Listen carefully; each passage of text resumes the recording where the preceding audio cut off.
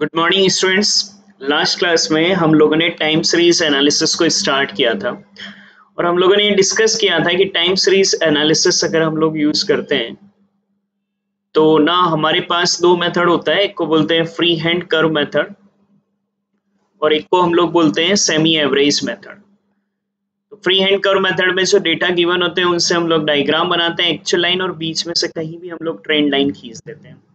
वहीं semi average method में हम लोग पहले सीरीज को दो इक्वल पार्ट में डिवाइड करते हैं, एक्चुअल डेटा से एक्चुअल लाइन बनाते हैं और जो वैल्यूज आती हैं हमारे लिए, ये एवरेज, इन्हें ट्रेंड वैल्यू कहते हैं। इनसे हम लोग एक लाइन बना देते हैं जिनको हम लोग ट्रेंड लाइन कहते हैं। वैसे इंपॉर्टेंस नहीं है, पीछे कोई क्वेश्चन नहीं है, बीच में कोई एक एक एग्जाम्पल बुक में दे रखा है, बट हम एक बार फिर भी कॉन्सेप्ट को तो रीड कर लें, इसलिए हम लोगों ने पढ़ा है। तो आज थर्ड मेथड हम लोग रीड करेंगे। हेडिंग डालें।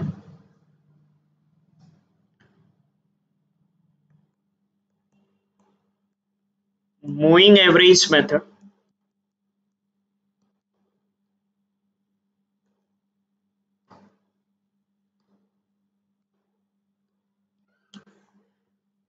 मूविंग एवरेज मेथड समझना। मूविंग एवरेज मेथड क्या रहता है? बेसिकली मूविंग एवरेज मेथड में दो केस रहते हैं। या तो आपको ओड ईयर्स के मूविंग एवरेज बनाने हो, यदि विषम वर्षों के चल माध्य ज्ञात करने हो, if odd years moving average are calculated odd year in the sense, बेटा आपको, चलो अपन अभी हेडिंग डालेंगे उसमें लिख लेंगे और बी पॉइंट लिख लें। यदि सम वर्षों के चल माध्य ज्ञात करने। मूविंग एवरेज का भी अपने को कोई क्वेश्चन पीछे नहीं दे रखा है, सिर्फ एग्जांपल देकर खत्म कर दिया, बट ये फिर भी क्वेश्चन बन सकता है। ऊपर के दोनों तो कोई क्वेश्चन नहीं बनेंगे। तो बेटा ना मूविंग एवरेज में दो केस होंगे, या तो आपको ना ओड ईयर्स के मूविंग एवरेज कैलकुलेट करने हो या फिर आपको इवन ईयर्स के मूविंग एवरेज कैलकुलेट करना हो। If odd years moving average are calculated और if even years moving average are calculated. First heading डालो।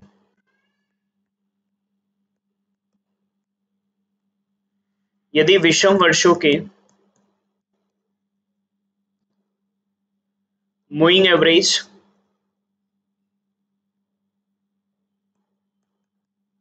ज्ञात करने हो, if odd years moving average are calculated, odd year in the sense 3 year और 5 year और 7 year के बेटा moving average calculate करने हो। आज हम लोग मूविंग एवरेज को ही फिनिश करेंगे। कल हमारा सबसे मेन मेथड रहेगा और ये चैप्टर खत्म हो जाएगा और उसके बाद जो भी क्वेश्चंस आपके पीछे बचे 5-6 क्वेश्चन, उनको कर 2-4 दिन में खत्म। 6 ही चैप्टर मेन पढ़ने हैं। फर्स्ट चैप्टर आपका ये 3-4 दिन में खत्म हो जाएगा। ऐसा हम लोग 1 बाय 1 लेकर 1.5-1 महीने में आपका ये पूरा ही खत्म हो जाएगा बेटा। यहाँ पर आपका प्रोजेक्ट प्लानिंग क्वेश्चन समझो। एग्जाम्पल ले रहे हैं, उससे समझना, 4 लाइन छोड़कर नोट कर लेना, क्योंकि थ्योरी इसकी मैं बाद में लिखाता हूँ।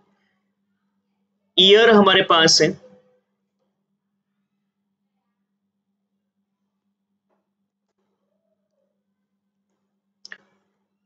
2010, 11, 12, 13, 14, 15, 16, 17 और 18। ये ईयर मेरे पास है। मेरे पास क्वेश्चन में सेल्स गिवन है इन लाख, 4, 6, 10, 18, 14, 20, 16, 28, 24। ये सेल्स हम लोगों को दे रखी है। ईयर एंड सेल्स हमारे पास अवेलेबल है।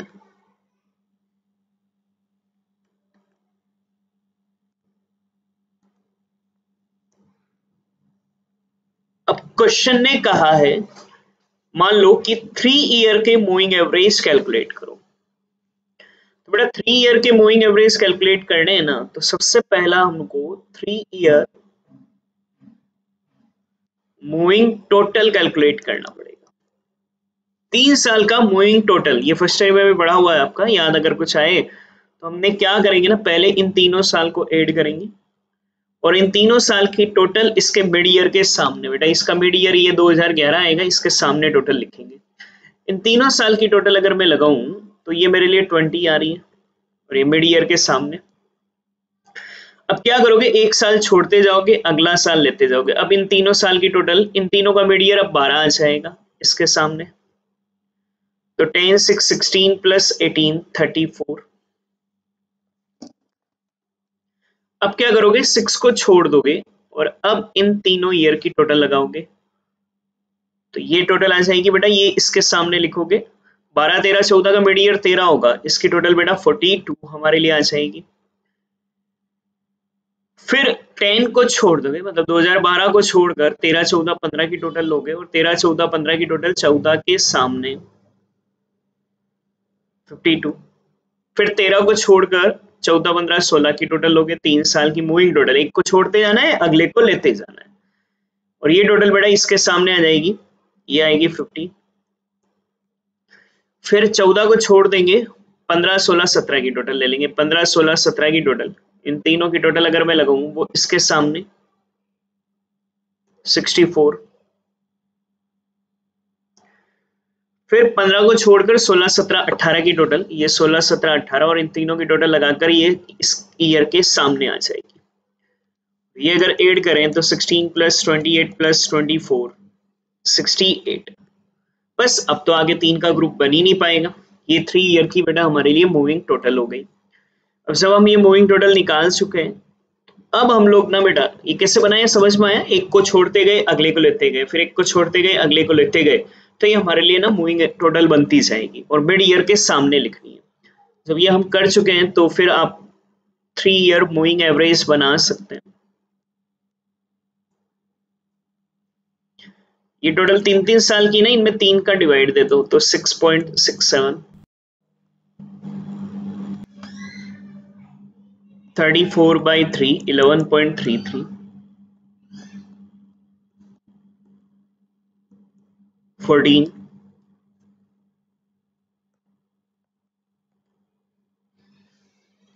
17.33, 16.67,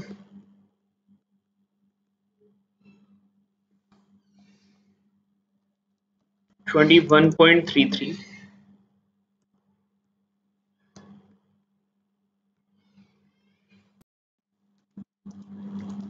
और 22.67। ये आपका मूविंग एवरेज है गया। अब अगर क्वेश्चन में कहा जाए कि ग्राफ भी बनाओ, ग्राफ तभी बनाना है जब कहा जाए, नहीं तो सिर्फ कहे कि मूविंग एवरेज निकालो, एक छोटा क्वेश्चन आ गया मान लो 2 नंबर 4 नंबर पे, तो ये मूविंग एवरेज निकाला काम खत्म, क्वेश्चन कह दे नहीं ग्राफ भी बनाना है, तो एक क्वेश्चन में मैं आपको ग्राफ भी बनाना सिखा देता हूँ।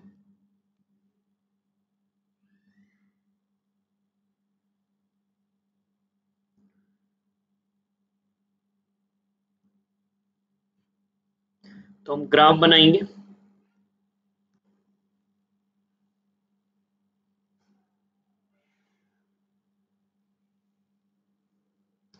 ओ एक्स एक्सिस पर ईयर प्लॉट होते हैं, ईयर बेटा 10 से लेकर 18 तक है हमारे पास।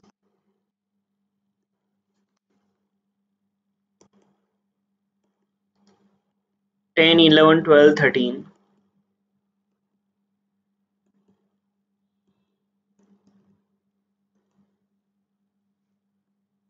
ओ वाई एक्सिस पर सेल्स,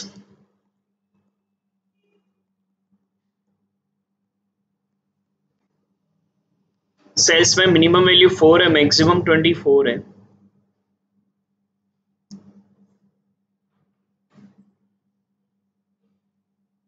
तो हम लोग 2 का स्केल ले लें, 2 4 6 8 10 12, 14, 16,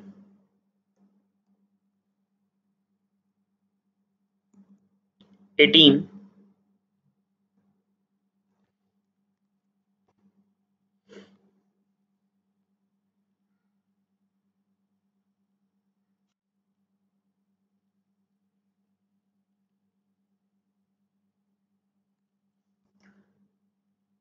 20, 22, 24। अब देखो एक्चुअल डेटा से पहले तो बनाओ एक्चुअल लाइन। 2010 का डॉट बेटा 4 पर, 11 का 6 पर, 12, 10, 13 का 18 पर, 14 का 14 पर, 15 का 20 पर, फिर 16 पर,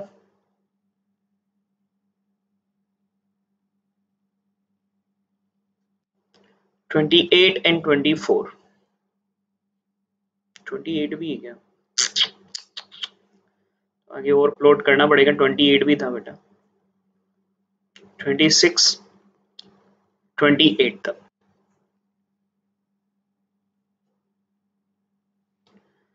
17 का 28 पर, 18 का 24 पर। इन सब डॉट को मिला दो।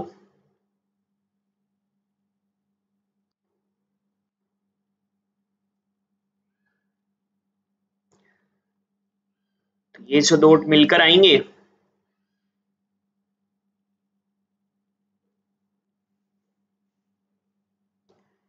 ये आप लोगों के लिए ना एक्चुअल डेटा से बनाया बेटा अपन ने। तो ये आपका एक्चुअल लाइन बन जाएगा।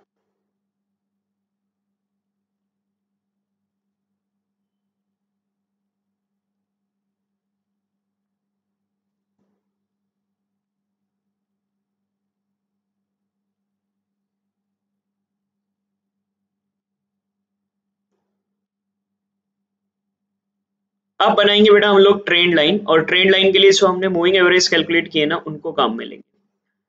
कैसे? 2011 के सामने है 6.67,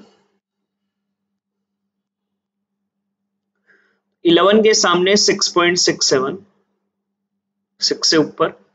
12 पर बेटा 11.33, 12 से नीचे। 13 का 14, 14 का 17.33, 18 से नीचे ले लेंगे। 15 का 16.67,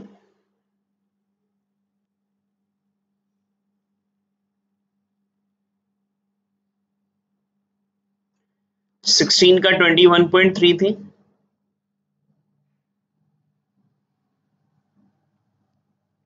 लास्ट 22.67 बेटा 2017 पर।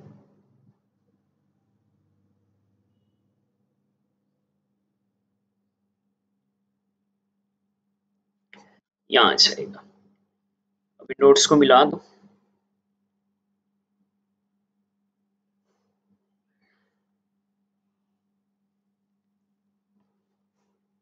इनको अगर हम लोग मर्ज कर देंगे,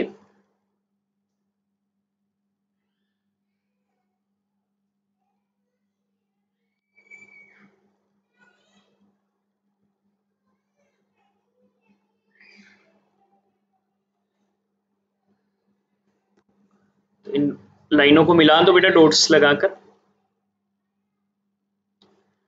ये जो लाइन हमारे लिए बनेगी, ये बेटा हमारे लिए ट्रेंड लाइन हो जाएगी। पर क्वेश्चन में सिर्फ कहा जाएगी मूविंग एवरेज कैलकुलेट करो, तो ग्राफ बनाने की कोई ऐसी जरूरत नहीं है। ये हो गई ट्रेंड लाइन, और ये थी बेटा एक्चुअल लाइन। तो देखो क्या करते हैं ऑड ईयर्स के मूविंग एवरेज कैलकुलेट करने के लिए। सबसे पहले स्टेप फर्स्ट,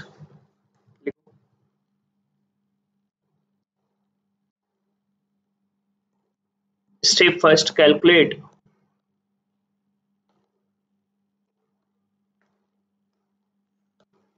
3 year और 5 year और 7 year मूविंग टोटल। 3 साल, 5 साल, 7 साल की मूविंग टोटल कैलकुलेट करेंगे। स्टेप 2, कैलकुलेट 3 year, 5 year और 7 year moving average. Moving average बनाने के लिए कैसे करोगे? जो आपने मूविंग टोटल निकाला है उसमें 3 या 5 या 7 को डिवाइड दे देना तो मूविंग एवरेज आ जाएंगे। फिर स्टेप 3 में जो आपके पास एक्चुअल डेटा है उनसे तो ग्राफ में बनाई जाती है एक्चुअल लाइन, और जो मूविंग एवरेज आए हैं बेटा उनसे बनाते हैं हम लोग ट्रेंड लाइन। ग्राफ कहे तो ही बनाना है, वरना ये मूविंग एवरेज करना है। एक और क्वेश्चन करते हैं 5 year का, सिर्फ मूविंग एवरेज निकाल कर देखते हैं ताकि आपको कॉन्सेप्ट और कंसेंट आ जाए। एक और एग्जांपल लेते हैं, 5 year का मूविंग एवरेज बनाते हैं। मान लो ईयर 2010, 11, 12, 13, 14, 15, 17, 18। सेल से मान लो इन लेख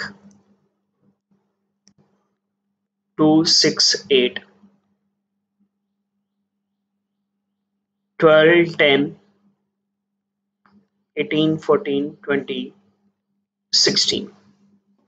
अब क्वेश्चन आपसे कहे कि 5 year का मूविंग एवरेज बनाना, तो 5 year बेटा विषम संख्या ना, ऑड ईयर्स है हमारे लिए। तो अब आप क्या करने हैं, 5 year का मूविंग टोटल बनाएंगे। मतलब ये 5 year बेटा, इन पांचों को ऐड करेंगे और इसका मिड ईयर बेटा नहीं, इसका मिड ईयर ये आएगा इस ईयर के सामने। इन पांचों का मिड ईयर बेटा ये 2012 होगा, इस ईयर के सामने हम लिखेंगे इस टोटल को। 2, 6, 8, 12, 10, 38। फिर 2 को छोड़कर अगला ईयर ले लो और उसका मिड ईयर ये नेक्स्ट वाला कहलाएगा। ये ऐड करोगे तो 6 प्लस 8 प्लस 12 प्लस 10 प्लस 18। फिर 6 को छोड़कर ये वाला ईयर ले लो और इसका मिड ईयर ये होगा। 8 से शुरू कर दो ना, 8 प्लस 12 प्लस 10 प्लस 18 प्लस 14, 62। अब 8 को छोड़कर 12 से स्टार्ट करते हुए ये 12, 10, 18, 14, 20 और इसका मिड ईयर ये हो जाएगा।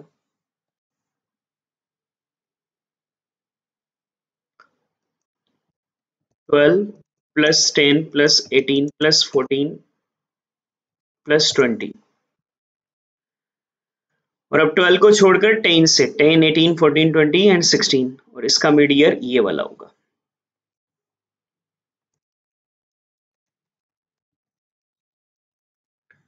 सेवेंटी 8। बस अब तो आगे बन ही नहीं रहा है बेटा, अब इनमें 5 का डिवाइड दे दो तो 5 year मूविंग एवरेज आ जाएंगे। 38/5, 7.6, 54/5, 10.8, 12.4, 14.4, 15.6। ये मूविंग एवरेज। ग्राफ बनाने को कहता तो एक्चुअल डेटा से आप एक्चुअल लाइन बना देते और इन मूविंग एवरेज को इन ईयर्स के सामने प्लॉट कर कर ट्रेंड लाइन बन जाती। ये आपका ओड ईयर्स का। बट अगर अपने को इवन ईयर्स का मूविंग एवरेज कैलकुलेट करना हो, नेक्स्ट हेडिंग डालना second, calculation of moving average for even year. Even year in this sense 2 year, 4 year या 6 year के मूविंग एवरेज निकालना। यहाँ क्या होगा थोड़ा सा समझ लेना कंटेंट वाइज। ईयर है हमारे पास, एग्जांपल दे ले पहले।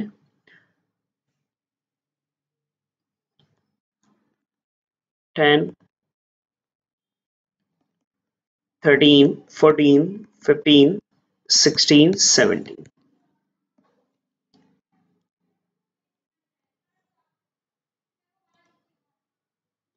2, 8, 6, 10, 14, 12, 16, 20। अब मुझे कह दिया जाए कि 2 ईयर के मूविंग एवरेज निकालो। कोई क्वेश्चन है नहीं बेटा पीछे, तो कंटेंट एग्जाम्पल से सीखते जाए। पहले मैं ना 2 ईयर का मूविंग टोटल निकालूंगा।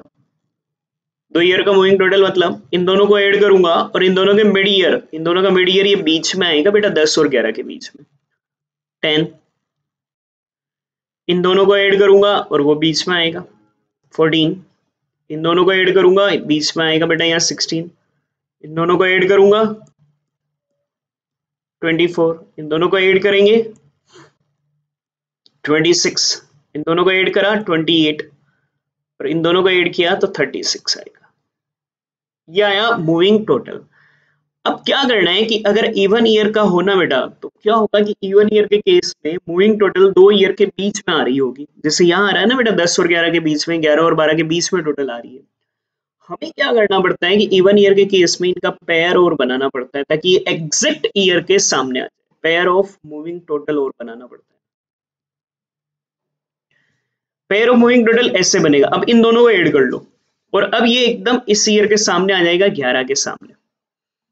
तो ये हो गया बेटा 24। ये वापस क्यों ऐड कर रहे हैं पता, पेयर बनाने के लिए, क्योंकि ये 2 ईयर के बीच में हुए ना, तो एग्जैक्ट 20 ईयर के सामने आ जाए, एग्जैक्ट किसी ईयर के सामने, तो आगे वापस पेयर बना रहे हैं। 30, 40,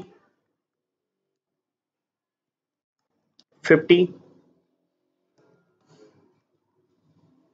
54, 64। ये आपका पेयर ऑफ मूविंग टोटल बन गया। और अब आप ना मूविंग एवरेज बनाओगे 2 ईयर का। तो कैसे, 24/2 मत कर देना बेटा, डिवाइड बाई 4 करेंगे। 2 साल के बना रहे हो तो 4 का डिवाइड देना, 4 का बनाओ तो 8 का देना, 6 का बनाओ तो 12 का देना। रीजन ये बेटा, देखो ये 24 ना, ये 2 साल की टोटल थी, ये 2 साल की टोटल थी, उन दोनों को जोड़कर ये 24 हुआ ना, तो ये 4 ईयर्स की टोटल हो गई टेक्निकली बेटा। 6, 30/4, 40/4, 12.5,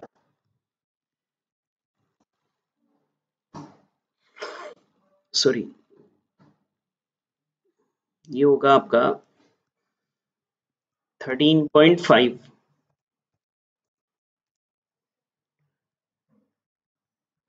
16। ये आपका इवन ईयर का मूविंग एवरेज। तो इवन ईयर में एक स्टेप और बढ़ानी पड़ती है पेयर ऑफ मूविंग एवरेज। अगर ग्राफ बनाना होता तो ये जो एक्चुअल डेटा, इनसे तो एक्चुअल लाइन और ये मूविंग एवरेज के डॉट लगते बेटा, 11 के सामने 6 पर, 12 के सामने 7.5 पर, 13 के सामने 10 पर, उससे आपकी ट्रेंड लाइन बन जाती है। तो अगर मुझे इवन ईयर का मूविंग एवरेज बनाना है तो क्या करना पड़ता है, स्टेप 1, कैलकुलेट 2 ईयर और 4 ईयर और 6 year moving total.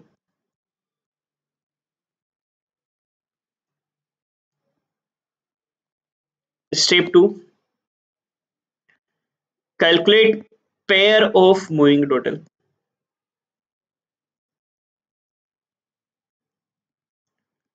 Step 3, pair बनाने के बाद calculate moving average. Moving average ऐसे बनेंगे,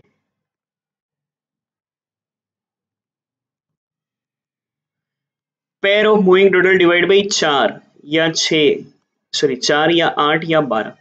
2 साल के बना रहे हो तो 4 का डिवाइड, 4 के बनाओ तो 8 का, 6 के बनाओ तो 12 का डिवाइड देना है। और फिर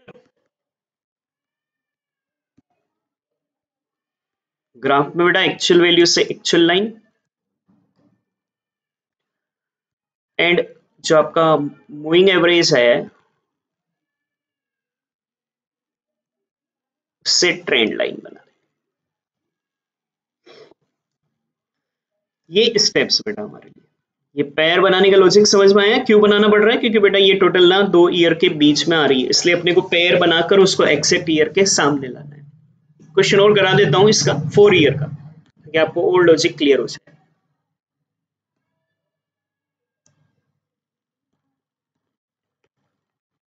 10, 11, 12,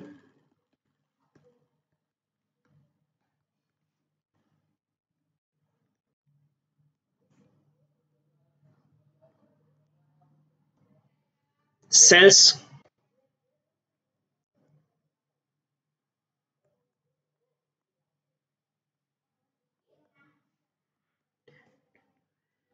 ट्वेंटी 16 22 24। ये क्वेश्चन है। अब मान लो मैं तुमसे कहूँ कि 4 ईयर का मूविंग एवरेज बनाओ, ध्यान देना।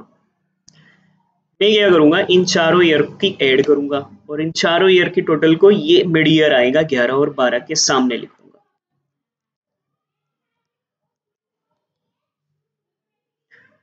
54। अब इन चारों ईयर को ले लो, 10 को छोड़कर 20 को ले लो और यहां उसकी टोटल आ जाएगी 64। अब 14 को छोड़कर 16 को ले लो, 12 18 20 16 68 6 टोटल आ जाएगी।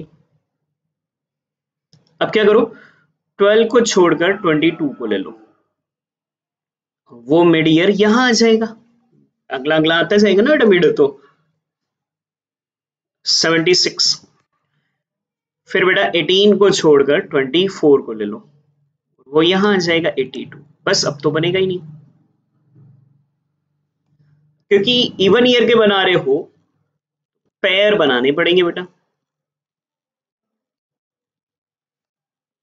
इन दोनों को जोड़ो,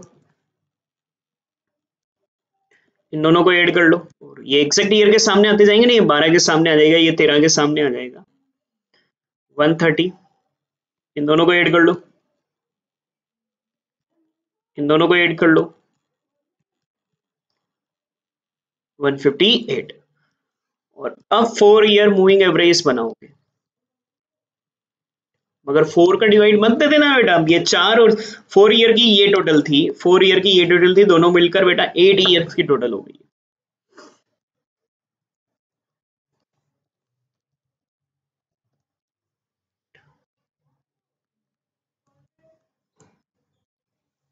वन 130/8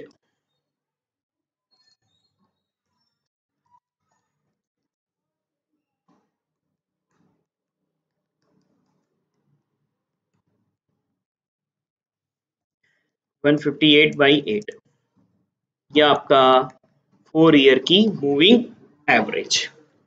ग्राफ अगर बनाना होता तो एक्चुअल डेटा से एक्चुअल लाइन बन जाती और ये एवरेज जो आए हैं 12 के सामने इस पर डॉट लग जाता, 13 पर इस पर, 14 पर इस पर और 15 पर इस पर, तो आपका मूविंग एवरेज निकल कर आ जाता। ये आपका क्वेश्चन एग्जाम्पल 3 मेथड करवा दिए बेटा मैंने आपको, फ्री हैंड कर्व मेथड और सेमी एवरेज मेथड कल हमने कंप्लीट किया था। मूविंग एवरेज मेथड के दोनों ही केस आज हमने कंप्लीट किए। लिस्ट इंपॉर्टेंट है, कोई खास काम के नहीं, आज और कल के topic exam point of view से ज्यादा कोई खास इंपॉर्टेंस नहीं रहेगा।